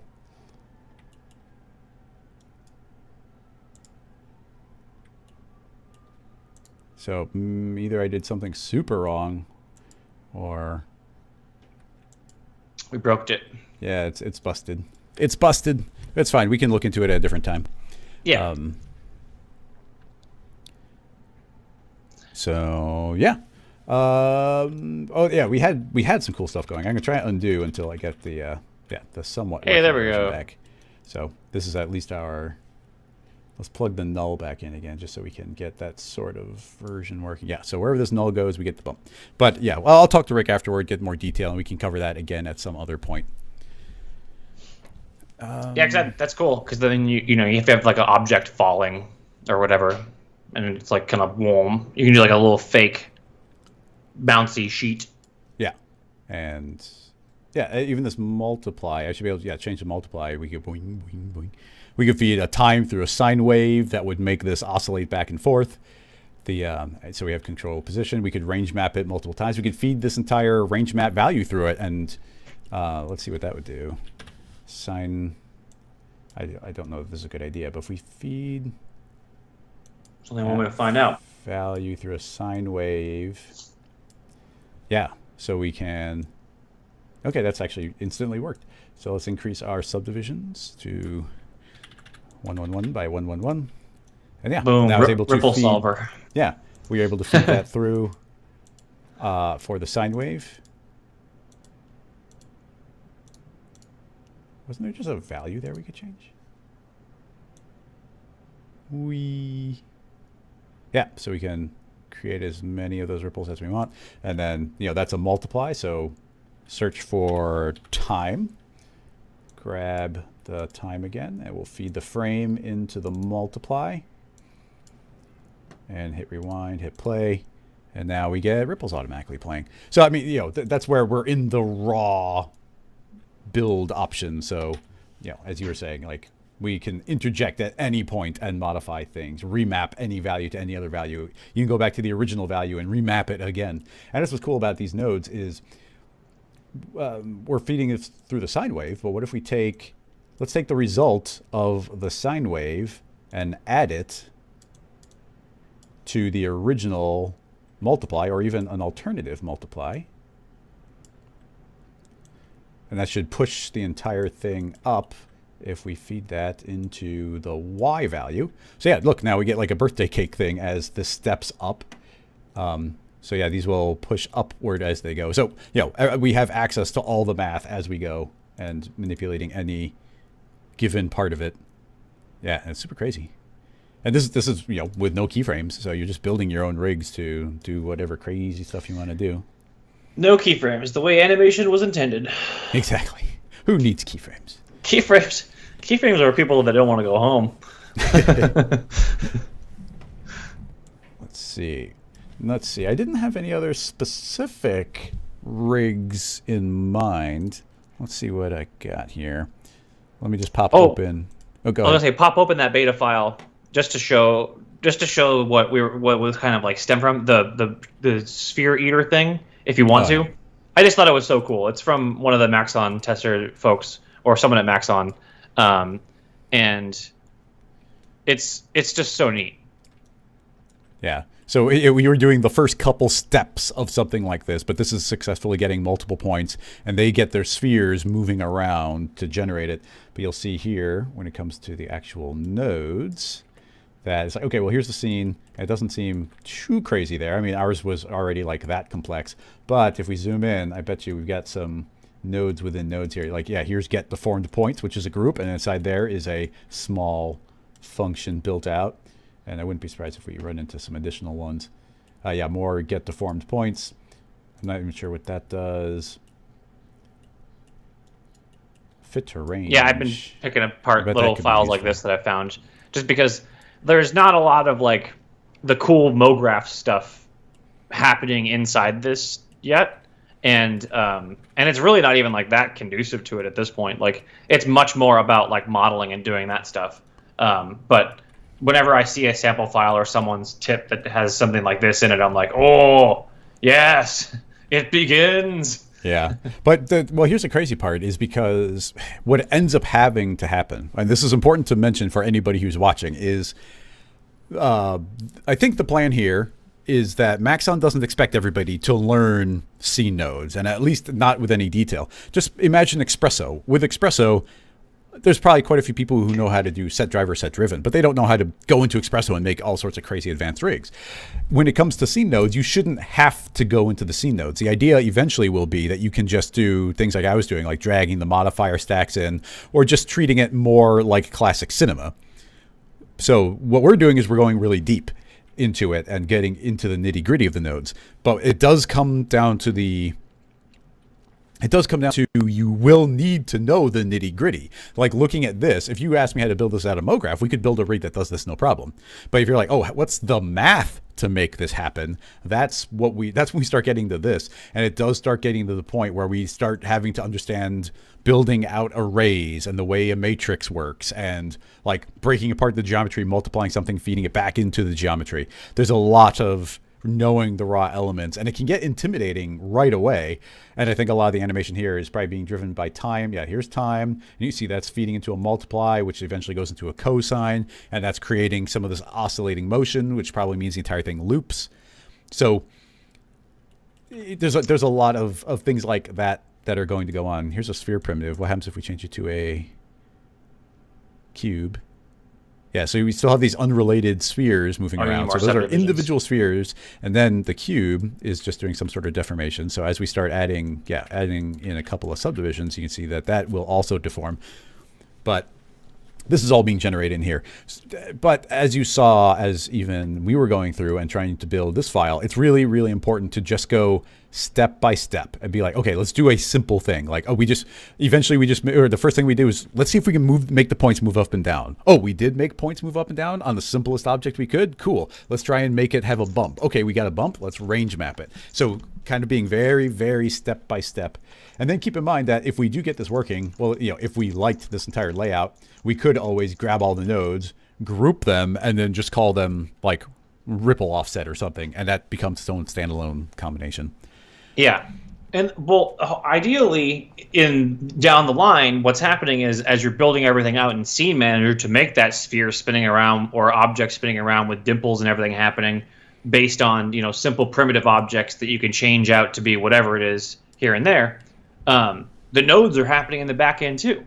So if you have like a technical director on the job whose responsibilities is to make sure that the scenes don't get out of hand to where they don't render or they're too crashy or something, they could pop into the node side of things and be like, oh, I can simplify this really quick, clean up a couple things and push it back out.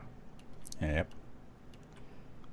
Yeah, I wonder, I was just trying to look into this and see if I could see what we did wrong in the other one, because there's similar things happening. They are doing a point set. There's the range map. It's amazing how many of the same nodes end up here. Like there's the distance calculation, very similar to what we were doing, getting from the points. Yeah, and that's one of those things where it's like, okay, well, this is happening so often. I absolutely could see these three nodes just being coupled as one node down the road with their own little like index, like sets or whatever. Or I just do that because I'm tired of going distance, min, fit, spline.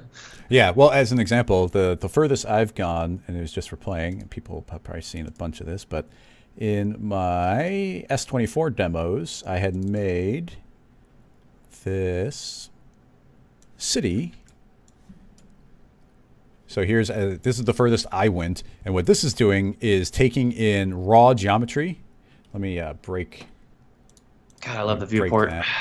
One of the best things about cinema. So here's the actual, this is what I'm inputting. You see, I'm taking a end side and a loft, and that goes in as the raw geometry. And then, and even just so you can see it, I'll drop this down to 5 sides, and I'll feed this in, and through all of the nodes that I'm feeding through this entire situation. Let's see. Either it's super calculating or I plugged the wrong thing in somewhere. Was I supposed to grab one of the outputs? I don't know. But it seems to have frozen up. Whoops. I literally just broke a node and I reconnected it, and I think I connected the wrong thing. It might wake up, but it might be. My keyframes are for people that don't want to go home. Someone tweeted it, now it's being retweeted a bunch. Yeah, I seem to have killed it, unfortunately. Oh, no. I mean, that's not a big deal. I can easily force quit, but now I can't save that little node thing we had made. Oh, no. Dead. And open again. Alan, the PSR button is not gone. It just has a new icon and a new name. Although, I for years have been doing tutorials saying, hit Shift-C PSR, and now it's not called PSR anymore, so it's really hard to search for. It is this button. No, it's not that button. It's this button right here. It's called Reset Transform now, but it's really hard. If you search for reset, the word preset is there a million times. So Reset Transform. Yeah, you have to type in reset space T down before you finally get it. Or it looks like they have a shortcut now for Alt. Is it Alt O or Alt 0? Okay, if you hit, no, it's Alt 0. Okay, Alt 0 is the new shortcut. So Alt 0 does it, but it is just this button right here. New name, new icon. What do you think about these new menus? Well, for myself personally, I always work from the vanilla cinema interface because of live streams and tutorials. Yeah. So along those lines, for me, this separation is good. Like, it makes it very clear to find the icons because they're so delineated. But then I've got the asset browser right in the center, which I really love. It's like such a prominent button, unlike before where it's kind of like high, kind of tucked away in the corner was this little content browser and it's really squished. And that's like, boom, front and center. What do you want? And you go objects. And oh, here's a little preview. I'm going to be releasing a couple more. More pasta? Well, I did all the pasta, and I really had a lot of fun with the pasta. So now did you make fusilli? Oh, nice! So, yep, I've got a bunch of dice are going to be. That's great. That would have been what I went with to demonstrate the placement tools and like the dynamics and. Like, I had already modeled these. I had modeled them and I completely forgot about them. I wouldn't have made the pasta. But yeah, these are really clean. I even spent a bunch of time doing the UVs on them. So these will be the next one I release on Patreon. I'm gonna have to snap those. Yeah, so they're really cool. I really want to make an augmented reality dice bag just to have like at my iPad out whenever I can finally get back and play D&D with my friends in person. Yeah. Yeah, I was using the D&D Beyond, and they've got the dice simulator in there as well. Do you like D&D Beyond? Not to derail too much. It's pretty good. It's the first one I've used along those lines.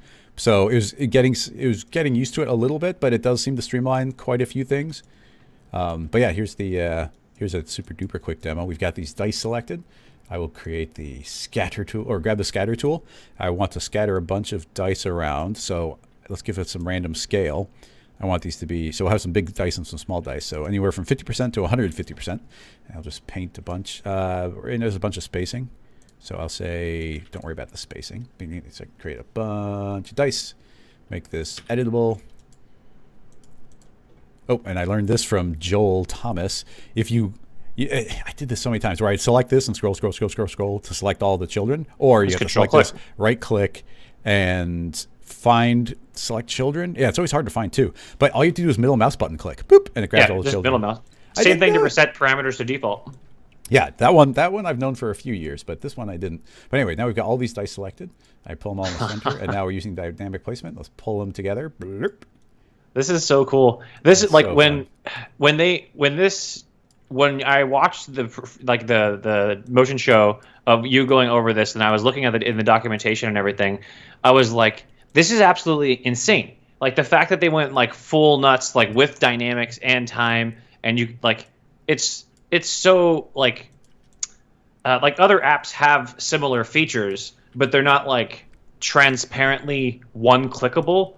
Like I think that's the thing that Maxon does like really exceptionally well, is like make things that get out of your way super fast. Like you're like, oh no, I want to do 1,000,000 dice just like wadded up in a corner. It's like, oh man, how am I going to do that? I guess I'll take a cloner object, turn them into a rigid body, and turn the cube to the side and try to calculate it. Yeah. No, it's a lot of fun. Although, Rick, if you're still listening, literally, I would not have, if I was the one designing this tool, I wouldn't have thought of it. But literally every single person who watches a demo of this is like, can I auto keyframe that? I want the motion that I moved to be the final animation. And it seems like you can only do one object. You can keyframe with Cappuccino, a single object, but you can't do all of them. And it seems like every single person wants it. So that is, Maxon, if you want to make everybody happy. And as I said, it wouldn't have occurred to me, but tons of comments on the video and on Twitter and whatnot are just people being like, how can I keyframe this? I want that. Like, I want to take this. And you can record your interaction while you move with the Mocha or whatever the thing is. No, that only works with a single object. Right? Oh. Yeah, you guys they have to get that feature. Yeah. I want that cached. Yep. And Rick is saying they have heard. So, but yeah, man, it's so fun to play. Can you imagine the trap of like sitting there with a creative director or an art director, having the dice, doing the motion, and then they're like, "Oh, we love that. Yeah, that's great. Can we get a render of that?" And you're like, "I can't recreate it. It's only been done like that's literally the only time it's ever going to happen. I'm sorry." Yeah. I thought you were going to say the creative director is standing over you, and they're like, "Oh, can you do it again and have them all land on 6s?" It's like, well, well, I mean, that's not necessarily impossible. Yeah. Well, yeah, you wouldn't do it with this tool, but and there would be a lot of follow position, but actually, well, even along those lines, like I could see people wanting to like, wait, yeah, man, to me them dynamically falling is super powerful, but I just love this like this attraction and separation, like that right there is like, oh, look at that. But I guess I could see even here, this is why people would want to keyframe that. Like that wouldn't be easy to set up to be like, blah. Yeah. But yeah, if that had like a live record or like a cache thing, like some sort of cache generator or tag, like if there was a caching system built into Cinema, and you could just click like a record action button or a record state and then stop it, and it just ran. That wouldn't technically be the keyframe. And I know Rick's trying to call me out on keyframes here, but if it's just recording a cache, it's not a keyframe. And then yesterday, well, I'm kind of on the modeling kick right now because I had so much fun modeling up the pasta. So yesterday during the live stream, we modeled this up. This should be as accurate as I could possibly make it an ideal diamond. So I'm going to make a whole collection of gems. Should be super fun. And I'm terrible at rendering, but here's. Oh, it's an ideal diamond too, so there won't be any like imperfections or anything inside of it.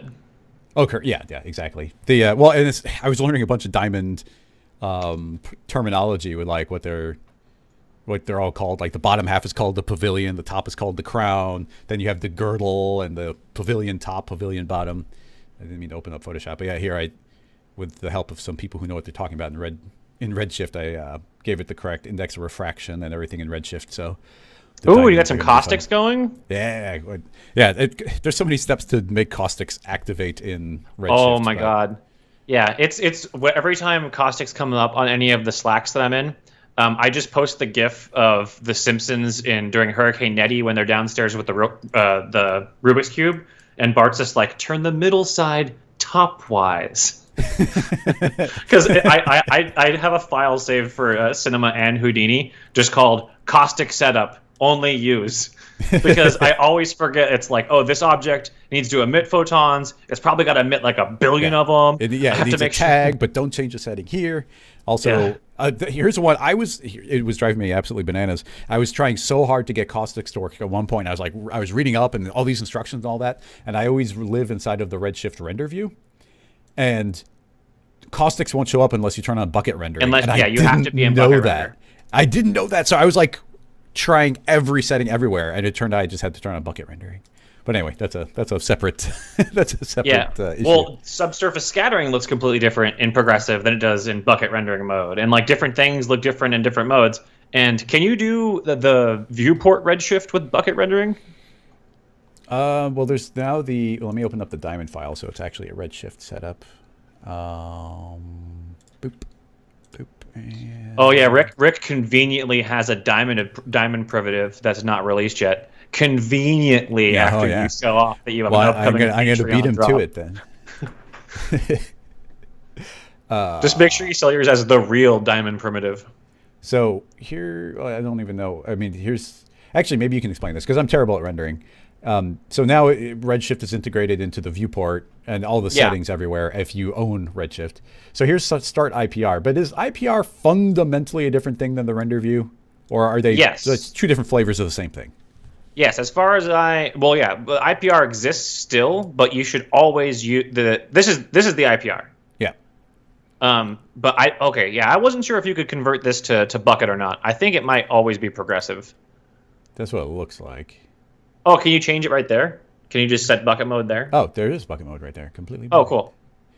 But these settings are there's a lot of stuff. But also, is it going to refresh every time I move the mouse? I'll just wait a second. But yeah, it's constructing like 2 million photons and prepping there you GI go. And I love this is my favorite pass. I love waiting for the GI pass to calculate. I'm like, ooh, that's a render. The client bias, your viewport renders. Have you? Oh, so you're building your Redshift materials via the new nodes. Well, I've been trying to. There's a couple of limitations.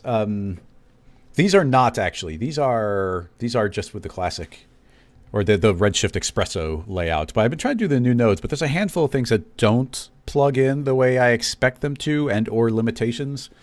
But I have been trying to. Yeah, I've been trying to do that too. Just because I like the new nodes so much more. Like the thing that I thought was missing, which was user data, was apparently there all along. I just didn't notice it. It was there all along. But yeah, I always spend all my time in the render view. Yeah, render view is basically you can control the size and everything, and it's just a little. I prefer it. Yeah, well, it's separate. It doesn't refresh accidentally. Like you can, I don't know, it's a separate thing. Let's see. I guess we're reaching the end. Does anybody have any questions specifically about nodes, but more generally about S24 or anything that Casey might be able to help with?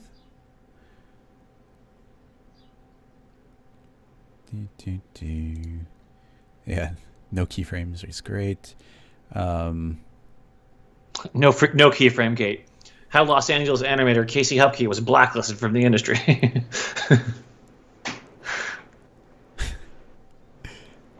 Let's see, I'm just scrolling up through the chat, seeing if there's anything. Yeah, it looks like we explained everything as perfectly and clearly as possible, and no one has any follow-ups. Yeah. Well, because I had crashed it, let me open up the city thing again. Oh yeah, I wanted to take a look at that. S24 tutorial. Oh, that's a good question, Chop. Chop asks, how do you both go about the thought process of making an asset with scene nodes? Like, where do you start? As someone who's been making like editable assets inside of Cinema for a long time, it usually comes from some need. Like, oh hey, I need to make this thing. Like, oh, we need this thing to do this, and the need is usually procedural iteration. and the ability to use something in as many different places as possible with a very minimal amount of like error when you update the base object or something. So you don't end up with like a bunch of nulls that are like middle click, connect and delete, copy paste. I always try to think like, how can I save time? And if I can save time by building it into an asset of some kind, then that's getting built into an asset, even if it's more time up front. Yeah. And here, at Rocket Lasso, obviously we're working on tools. And so like user interface and simplicity and paring everything down, logical order, there is a lot of complexity to trying to make a tool that someone else can use without you explaining it a lot. If you're making something for yourself, like make it quick and dirty, be as organized as you can be. But there is that ratio of you could spend forever being organized. So just getting out the door is good. But 3 weeks from now or 3 years from now, when you go back to it, you're gonna be like, oh, why didn't I spend more time and organize it more? I don't open files that are like 8 months old, honestly. A year old is like, oh man, what happened on that day? But yeah, this entire setup is pretty fun, and I broke things apart into more logical categories. You can see I kind of got a cluster here, and then a cluster here. I'm taking. Comment? What's that? Is there a comment? Yes, there is. Well, first of all, you can put a comment on any given node, and it's really nice if you do, I think. I can say... it's underneath. Yes, one. Right. And I think, if you can click display comment, and then it's going to actually show up there, which is really nice. Right, that's how you do it. Yeah, so everything can be commented specifically. And then actually, I think, even there, it's like, there is a note, but you can sort of hide it. So that's a nice detail. But this is taking in raw geometry from the object manager, and this is doing a series of modifications on it to randomize it. So it's going from the grid, and I'm doing a lot of like delete random polygons, retriangulate, delete more, subdivide, and smooth. And I've got a couple like loop carried values here. So like it's doing a loop of smoothing iterations and whatnot. And that eventually outputs this geometry, which becomes the basis to start generating additional things. And up here is all the road and river generation. So let's see if I have geometry outputs anywhere. Well, here's one, so I can output that. So this should be here's the pass of roads, and the rivers are missing.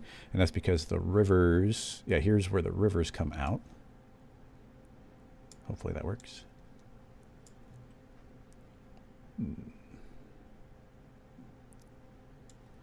Maybe it's the same layout. But anyway, this all gets fed through. But building your own little assets, like I do it. I find myself doing it pretty often. This split selection is one that I made. Oh, that took a while to update. But it's taking the rivers. All this is procedurally made, like just with nodes. But I find myself all the time, like I have a current selection, like something is selected, and I want to split it out into two different selections. So I immediately made this group. I didn't make an asset. I just made a group. And inside of it, it's just doing something very simple, which is taking the geometry currently selected and deleting it, and taking the geometry, inverting it and deleting it, and outputting two separate pieces of geometry. But those three nodes combined are going to be repeating themselves over and over and over again. So by creating it, I have I made a split all, and then down here I made a hybrid version, which is taking it and doing its own randomizing. So inside of this, I'm taking in one piece of geometry, and then it is randomly selecting half, and then taking each of those halves and randomly selecting half again, and outputting twice.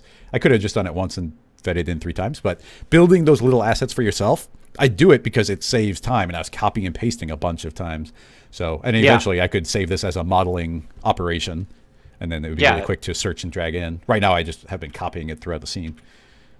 So it's just more when you find a need for it, and then eventually all this stuff gets fed through. Like I know that one of the first ones that I'm going to build soon is just like split vertex to split vertex links with like a whole handful of switches in the middle of like different like options for X, Y, and Z. Yeah, because that's one of the things. Like once you start getting into like matrix operations and stuff, you just end up with these like big chunks of like 9 nodes that are just like, oh, I gotta collapse those fast. Just like you saw if you want to offset just Y, you have to take things, split it into their components, recombine them, and then any changes you made live in the middle. But really you're inputting geometry, outputting geometry, so that could all get collapsed into one. Yeah. But yeah, and then I mean, what's really fun here is eventually I had like a road object, a river object, and I've got the plots of land object that gets fed in here, which split it into 4 pieces, and those 4 pieces get fed into building type 2, building type 1. This is just plots of grass. Here's building type 4. And then, yeah, I have several different types. I even have this tree generator. So once again, this is all just this original thing. I think in the scene, no, I did build it. It's just a cone and a cylinder, but I can also pipe in this and this material. We didn't really talk about it, but this material operator, which you can just search for, you know, material, and there's your material operation. And once you make material operation, it looks exactly like a your normal material tag. But now I can, so this is applying the materials to the geometry. I can output that into the final hierarchy of that. And this will now generate, it's going to take a little bit because there's a lot, but now I'm generating all of these trees throughout the entire scene as well. And these are only being generated where there were grass. And I'm even doing that manually, but where there's a process where it's taking all the remaining plots of land and then subdividing it, and they're appearing on different subdivisions of the grass layout. So that's where you'll see, like right now I have it all turned on, but right here, if I look, that looks pretty random, but that's actually generating 1 in the center of that polygon, but this one happened to get subdivided into 2 polygons.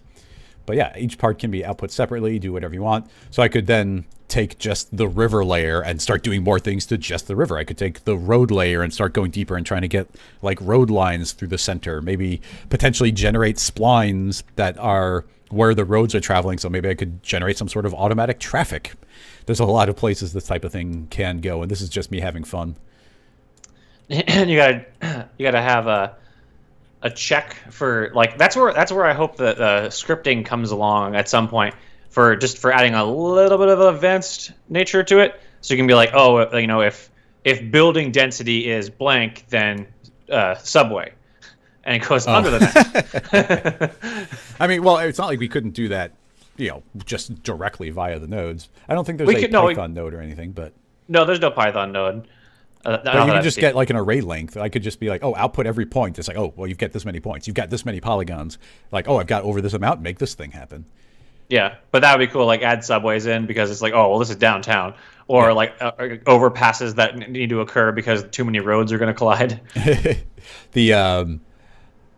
The thing I'm really wanting is more things need to be turned. They have to be able to be fed arrays, because right now a lot of things cannot be fed arrays. The primary one being the extrude. Like the extrude has a random variation, but I want to control per polygon what it is. Yeah. Because if that was the case, I could just, and that's exact same way where you just made that null that had that was pushing everything up in the center. In that way, I could take a null and then say, hey, the closer to the null that this is, make the buildings be taller.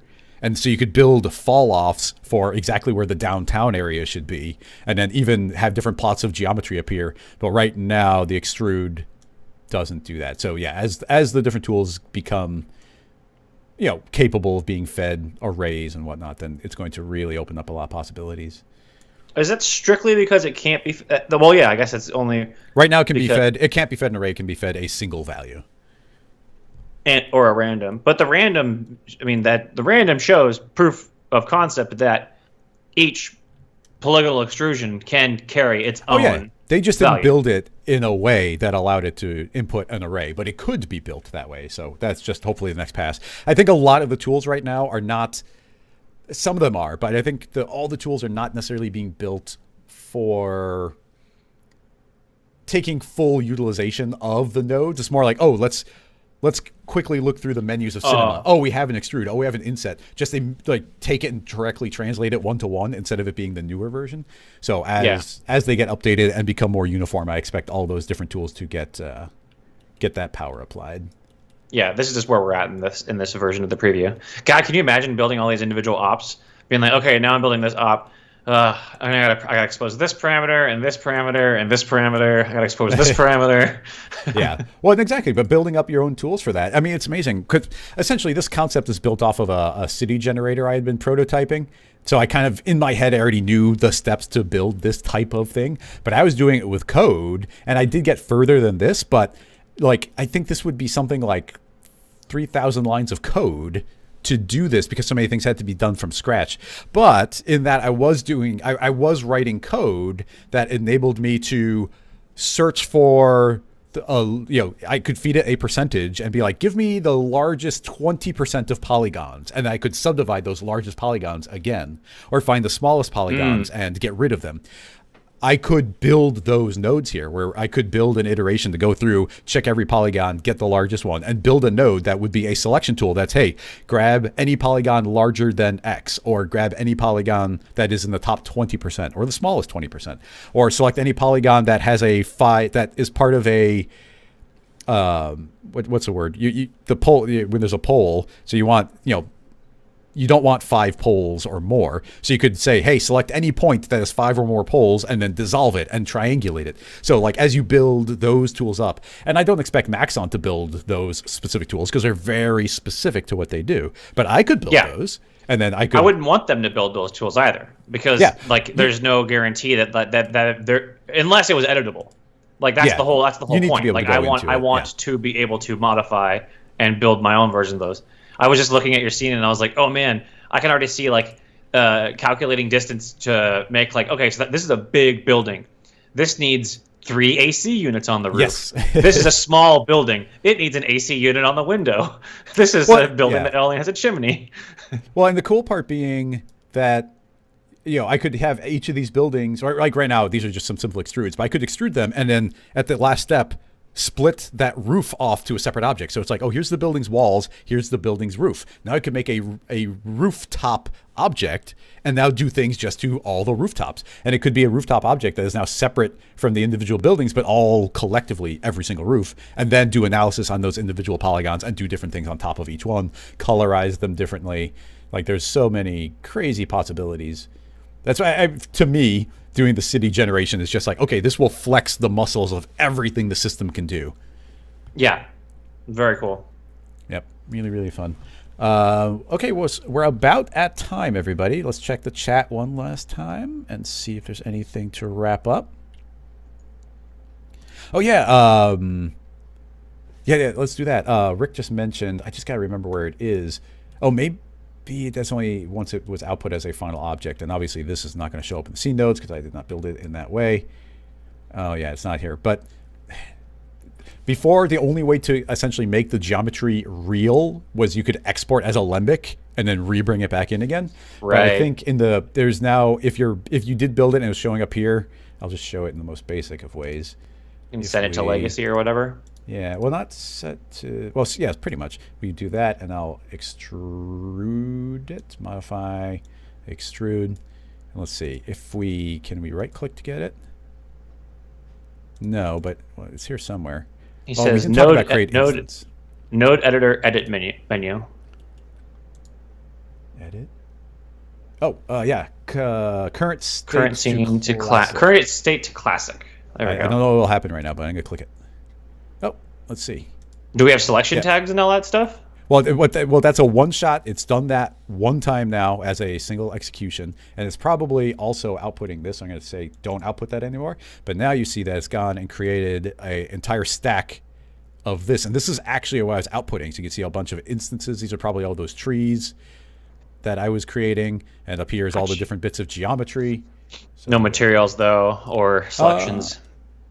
No, they're there. Oh, they're just all the way over there. Oh, yeah. Cool. That's great. Yeah, some of the crazy names came in. Actually, I'm not seeing materials. It's not to say that they're not applied. Maybe it didn't convert to materials, but no, I mean, it's still materialed here. So this must be, I'm not sure, but I turned off the node. So this is just the geometry. The trees have materials. Yeah, so something came through. I'm not sure what all this geometry is. Maybe those don't get output. Oh, yeah, these are hidden. So maybe those aren't... yeah, I don't know. There's a big complicated hierarchy here. Oh, yeah, there they are. Haha. So, yeah, there's like the river. Oh, they're coming in as instances, which is interesting. But, yeah, I could make this editable. And there's my actual river geometry. So it's now become real in the scene. So it's not like this is useless. Like I know it's not production ready because things might change, things might break. And, things are not complete, and there's some little quirks and bugs in it. But it's not to say that they will change and break. Yeah. I mean, you've tried to open up one of the files that you made on the last time we did this. It probably won't work. Yeah, definitely some nodes changed from before. And even just like one, I mean, and seriously, if they change one node, this entire setup might break and I won't know where it is. So as it gets more mature, then these will get locked in and they won't change. But yeah, right now, if this newly created node, if they change the way it works and it's like, oh, it's no longer old and new, instead it's like feeding in geometry and it's turning on a checkbox, everything will break because that's not the way I built my rig. So that's why it's not production ready yet. But that's not to say it isn't, completely ready to be played with and to start learning the process. But even the process we expect to change. Scene manager going up instead of down, etc. Oh, it has to. I mean, I'm assuming that when they released the scene manager going from bottom to top, that was just an accident, and that they're diligently at work making sure that it works, exactly as cinema has worked for the last 17 years or whatever. Yeah. And Rick still hasn't confirmed when Cinema 4D is dropping on the M1 iPad, but Rick, go ahead and chime in anytime when we're getting iPad Cinema. Oh man, that would be just like the coolest thing. I would love to be able to play with a Cinema on my iPad. Well, wouldn't that just be as a goof though? Like, would you be able to do any actual work? If it has so the new iPad has the M1 chip that's inside of. Oh sure. The MacBook M1 Air, chip's amazing, but the point being is interacting with your fingers, or even I guess I'm using a pen on like an iPad Pro. Use a pen, and you can plug it. You can also plug it. You can also just take your keyboard and mouse that's Bluetooth, and just put it on your iPad and use it as a laptop. I mean, that's funny. It's still ridiculous. I mean, consider it more of a novelty than anything. The technology is there. It's ridiculous that that it's actually a thing that we could do. That's true. I mean, the iPad Pro's 12.9-inch case has a trackpad on it. Like, it's so close to just like being a laptop. I mean, I'd rather travel with that if it were actually a thing. Like, if I were going to, NAB one day soon. One day. I would absolutely just rather walk around with my laptop to like tinker on stuff or work on my presentation, and I think it'd be cool. Yeah. I can see, making tweaks to the presentation as you go. Or even pairing it. Like there's that Adobe stuff that pairs with the iPad. So it could be interesting. And yes, Pro Tools, thank you. As a heads up, Noseman is going to be joining me next week. He'll probably, again, be like some of the new feature stuff, but he's also an expert and very, very technical in cinema overall. So we might be able to just take general questions. Thanks for joining me, man. It was really fun just talking nodes, bumbling our way through different parts of it. I'm excited for the future of it, but thanks for coming and joining me as a guest. No, this was wonderful. You get to hang out with Noseman next week. That sweet, sweet voice. Yep. Okay, well, I think that will wrap this up, everyone. Be sure to subscribe on YouTube if you're not. Another big heads up, because I've been doing these streams that are a little more timely with these guests, I've been kind of posting them right away. But generally, I don't repost the replay of these until a week later. I post them right away on Patreon. But make sure when you go to the YouTube channel, at the top, I've got the Rocket Lasso archive channel as well. It's a completely separate channel because I don't want to spam the main tutorial one with all the replays. So there are two different channels. Make sure you subscribe to both. Otherwise, you won't be seeing all the content. And because we crashed, there's no scene files here. But typically on these live streams, any scene files that get created would be available on Patreon as well. But that is going to wrap this up. Thanks again, man, for joining me. And I hope to see you in person soon. But besides me too. Besides that, thanks, everybody. And I'll see everyone next week. Oh, yeah. Thanks, Rick, for chat support. Oh, yeah. And big thanks to Rick for doing everything he could to keep us on track here. So that'll do it. Bye-bye, everybody. See ya.